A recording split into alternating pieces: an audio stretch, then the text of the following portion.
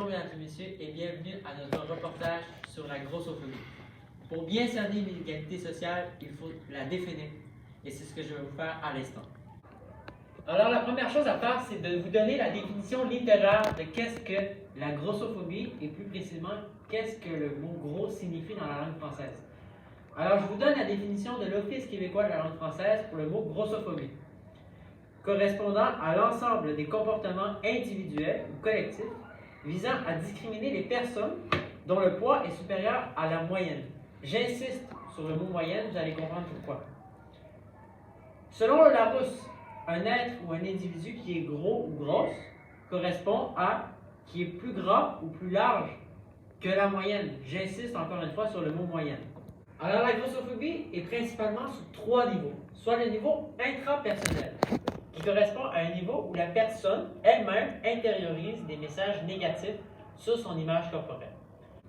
Par la suite, il y a le niveau interpersonnel. C'est quand une personne va avoir peur ou va rejeter une autre personne qu'il considère comme étant gros ou grosse.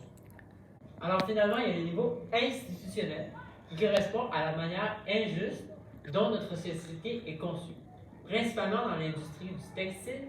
Pour certaines personnes qui sont plus corpulentes, c'est très difficile de trouver des vêtements à sa taille, et ça, c'est un exemple de grossophobie institutionnelle. Alors passons dorénavant aux statistiques et aux faits choquants.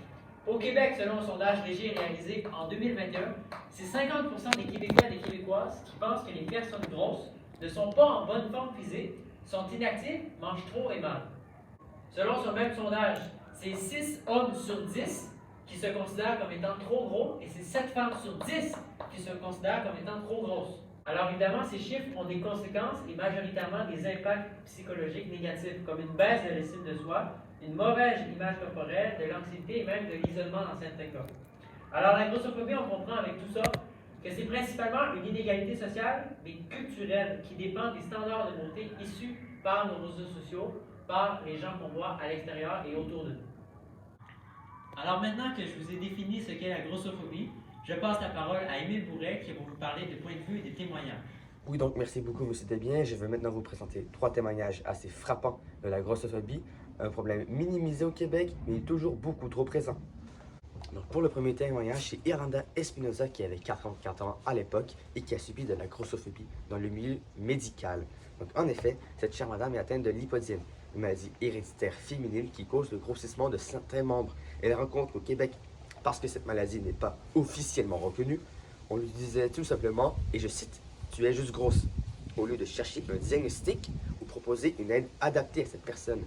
Elle était vraiment attristée que des personnes lui disent qu'elle doit, et je cite encore, corriger son corps. C'est tout simplement effroyable de dire ça. Ce type de préjugé médical génère non seulement de la souffrance psychologique, mais aussi des conséquences physiques et émotionnelles importantes chez les patients maltraités. Nous devons corriger cela. Donc pour le deuxième témoignage, c'est de la grossophobie qui s'est passée dans le milieu scolaire. Mais pour vous mettre en contexte, je tenais à vous dire que selon plusieurs études, les enfants commenceraient à se préoccuper de leurs apparences physiques dès l'âge de 6 ans.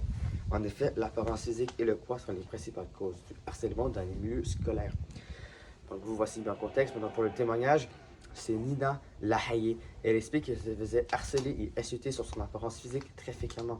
En effet, elle explique que pour elle, la grossophobie a commencé dès le secondaire. Elle explique qu'elle se faisait traiter de tous les noms, et je cite, grosse vache, bouboule, ton meilleur ami c'est le frigo, tous ces noms, et aussi lorsqu'elle devait faire du sport. Plusieurs personnes refusaient à la prendre puisqu'elles disaient qu'elle était trop grosse pour courir. C'est à vous dire que ceci est une fausse analogie puisque la corpulence de personne n'a aucun rapport avec ses liens sportifs. Donc, ces phrases troublantes se répètent tous les jours pour plusieurs personnes et nous devons cesser cela. Pour le troisième et dernier témoignage, c'est la grossophobie qui s'est passée dans le milieu du travail. En effet, la grossophobie dans les milieux professionnels peut prendre plusieurs formes, que ce soit des remarques, des blagues, des commentaires déplacés et même de la discrimination lors de l'embauche. En effet, lors du témoignage, son patron disait que les personnes grosses sont en mauvaise santé, sont paresseuses et sont donc moins compétentes. Ceci est un appel au stéréotype puisque la corpulence des personnes n'a aucun rapport avec leurs compétences ni leur paresse. Pour poursuivre, ces gestes ont des conséquences sur la morale des personnes touchées et ces gestes pourraient même les décourager à continuer dans leurs emplois. pour venir au témoignage, c'est Gabrielle qui a été victime de grossophobie à son travail. Elle explique, et je cite, un collègue m'avait harcelé sexuellement. Ma supérieure me disait que c'était pas possible parce que j'étais trop grosse et que sa femme est belle et que donc il ne veut pas me harceler. Ceci est encore une fois une fausse analogie puisque la corpulence de Gabrielle n'a aucun rapport avec le fait qu'elle se fasse harceler sexuellement à son travail. Troublant, n'est-ce pas?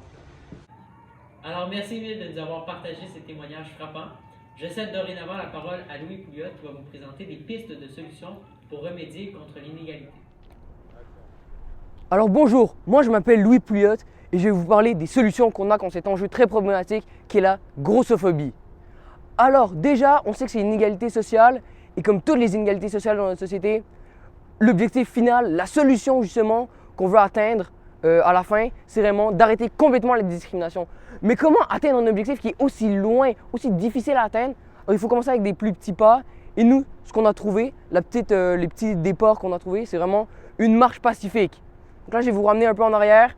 2019, la marche contre le climat. Donc, on avait apporté beaucoup de personnes pour lutter justement contre les réchauffements climatiques à cette époque-là. Et là, on voudrait faire la même affaire, mais contre la grossophobie. On sait que c'est réaliste, on sait que c'est possible. On l'a déjà vu, ça s'est déjà fait. Et en plus, ça a sensibilisé beaucoup de personnes à l'époque. Donc pourquoi ça ne pourrait pas le refaire aujourd'hui? En plus, on n'est pas obligé de participer pour faire des changements. Même les gens qui ne participent pas, ceux seulement qui sont là et qui observent la marche, on sait qu'eux aussi sont sensibilisés. Donc là, tout ce que je vous ai proposé, toutes ces solutions, en quoi ça se base? Ça se base sur le principe de l'entraide et de la vie en communauté, aussi appelé l'éthique de sollicitude. Donc qu'est-ce que c'est? Ça, c'est une visée éthique vraiment qui se base, comme j'ai dit, sur la vie en communauté, donc vivre les uns avec les autres et pas les uns contre les autres. Et là, justement, je vous rapporte à la solution qu'on a voulu faire, c'est vraiment arrêter la discrimination. Et quand on y pense, en arrêtant la discrimination, on devient un grand groupe. Vous voyez, vivre en communauté et non pas en plein de petits groupes, pas vivre les uns contre les autres, vivre les uns avec les autres. Donc là, si on veut même pousser et aller plus loin, c'est vraiment l'acceptation par rapport aux différences physiques. Parce que au final, qu'est-ce que c'est la grossophobie? Ça juge sur le corps. Mais même, on est humain, on va toujours avoir un corps différent. On est tous différents des uns des autres. Mais au final, on est tous humains, on est tous un grand groupe. Donc si vous voulez en faire plus et vous renseigner, vous pouvez sensibiliser les gens autour de vous pour lutter justement contre cette inégalité sociale et faire justement le premier pas dans cette grande marche qui est le combat contre la grossophobie. Alors, merci beaucoup Louis pour ces pistes de solutions. Nous allons dorénavant conclure ce reportage avec Gabrielle Bertrand. Aujourd'hui, je retourne à la question initiale de notre document. Comment change-t-on une inégalité sociale? Pour moi, personnellement, je trouve que la première chose, comme on l'a fait dans notre premier travail, c'est bien sûr de s'informer, de s'instruire pour mieux compatir avec la situation des victimes. Donc, on peut faire comme Émile l'a fait précédemment, écouter des témoignages des victimes. Je trouve que c'est la meilleure solution pour compatir avec la situation des victimes, pour mieux les comprendre, pour mieux comprendre leurs difficultés surtout et trouver des solutions pour pallier à ça. Et aussi, pour trouver des solutions, on écoute des experts sur le domaine. Que je l'ai fait dans le premier travail. Il faut écouter des experts. Ils vont discuter des problèmes, comment cette discrimination elle est survenue dans la société et surtout comment faire pour qu'elle s'en aille. Donc une fois qu'on est instruit, on agit. Moi j'ai proposé de devenir bénévole pour des associations qui sont contre, par exemple dans notre cas c'est la grossophobie. Donc, on fait du bénévolat pour aider la société, pour aider les victimes. Et donc ça, c'est sur le plan individuel. En tant qu'individu, il faut savoir changer. Il faut savoir changer les stéréotypes qui sont non fondés. Par exemple, que la grosseur, c'est égal à la paresse. Dans la plupart des cas, ce n'est pas le cas. Mais c'est un stéréotype qui est très fondé dans notre société et il faut arrêter de parler, d'avoir cette mentalité. Aussi, il faut changer notre vocabulaire et arrêter de... C'est bon. Finalement, il faut changer la communauté, il faut modifier la perception d'autres. Donc, ce qu'on a fait pour nous, il faut le sensibiliser pour un maximum de personnes. C'est le seul moyen finalement de totalement enlever l'inégalité sociale. Donc par exemple, si on voit une victime de grossophobie, il faut savoir arrêter l'agression et changer et expliquer surtout pourquoi c'est mal, sensibiliser la personne et pour finalement enlever cette pensée, cette façon de discriminer les autres. Alors, c'est ce qui conclut notre reportage sur la grossophobie. Nous espérons que vous en avez appris davantage sur ce sujet. Je vous souhaite une bonne soirée. À bientôt.